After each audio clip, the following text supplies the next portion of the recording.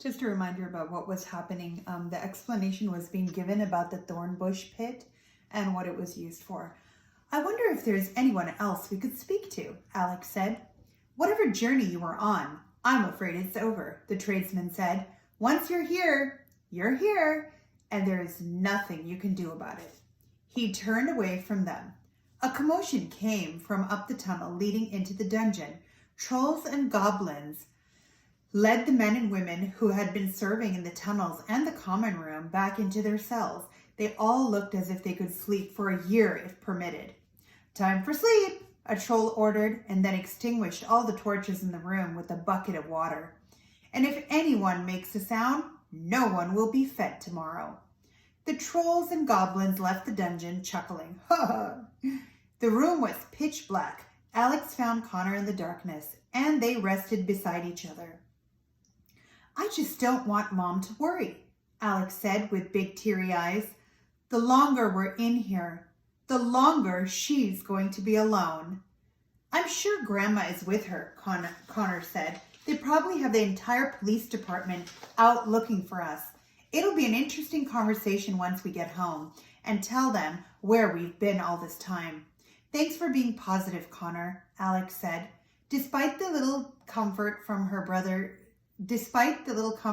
brother gave her, Alex cried herself to sleep.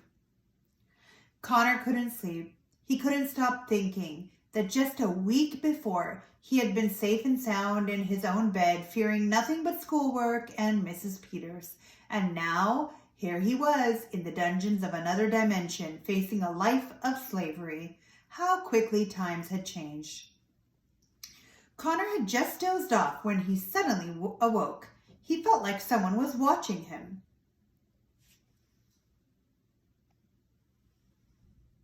He opened his eyes. Standing on the other side of the cell door, holding a single candle, was the troll girl they had seen in the common room. She had been watching him sleep. Can I help you? Asked Connor, very creeped out. What's your name? The troll girl asked him in an airy and engaging voice. Why do you want to know? He asked. Because I'd like to know everything about you, she said with a dreamy smile that made Connor feel sick. I'm Connor. Who are you? He asked. My name is Trollbella, she said. I'm a troll princess. My father is the Troll King. Do you have a girlfriend, Connor? Oh no, Connor thought. She had a crush on him. He was suddenly so grateful for the bars between them. Can't say that I do, Connor said awkwardly. It's hard to meet people after having been recently enslaved by trolls and goblins. Oh, I know, Trollbella said with big flirty eyes. Trolls and goblins are the worst. I hate living here. I would move away if I could.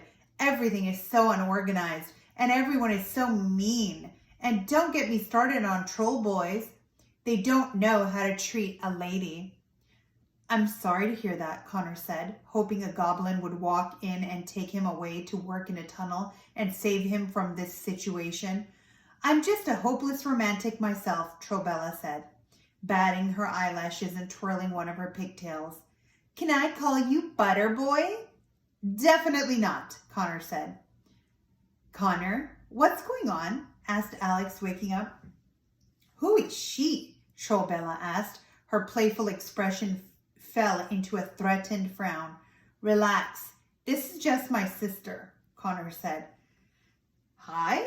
Said Alex, very confused about what was happening. I don't like her, Trollbella said, pointing at Alex. Alex was taken aback. Had she done something wrong? She grows on you, Connor said. And if I had to be enslaved for life with someone, I'm glad it's her. Have you enjoyed your stay with us so far? Trollbella asked. Not really, Connor said. Was she kidding or just stupid? We'd really like to get out of here if you could help us, Alex said. I'm not talking to you, Trollbella yelled at Alex. She then turned her head slowly and smiled at Connor. I may be able to give you freedom in exchange for something else. What's that? Connor said. Both the twins would have been on the edge of their seats if they weren't on a dirty dungeon floor. "A kiss," Trollbella said, staring passionately at Connor. Connor gulped. "Well, I guess we're going to be slaves forever." Trollbella frowned. Alex hit Connor upside the head.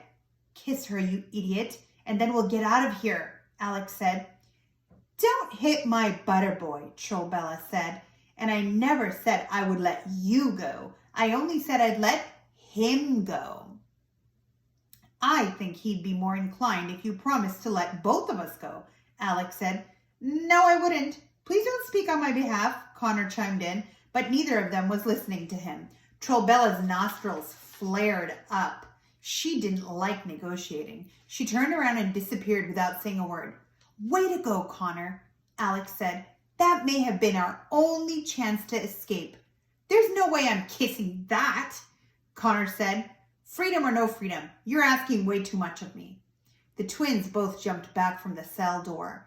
Trollbella had quickly returned with a key. She was ready to make a deal. "Pucker up, butter boy," Trollbella said, and pushed her head up against the bars of the cell door. "I can't do this. I physically can't do this," Connor said. "Do you ever want to see home again?" Alex asked him. Connor looked as if he were about to vomit and cry at the same time. At a snail's pace, he approached Trollbella with his lips extended.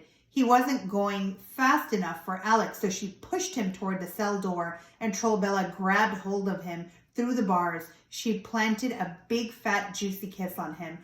"Plah!" Connor said, breaking away from her. He was wiping his mouth manically and gasping for air. Trollbella had a huge, satisfied grin on her face. "That was the worst thing you have ever done to me," Connor said, pointing at Alex, feeling completely betrayed. "How could you?" "All right, Trollbella," said Alex, ignoring her brother's dramatics. "A deal is a deal. Let us go."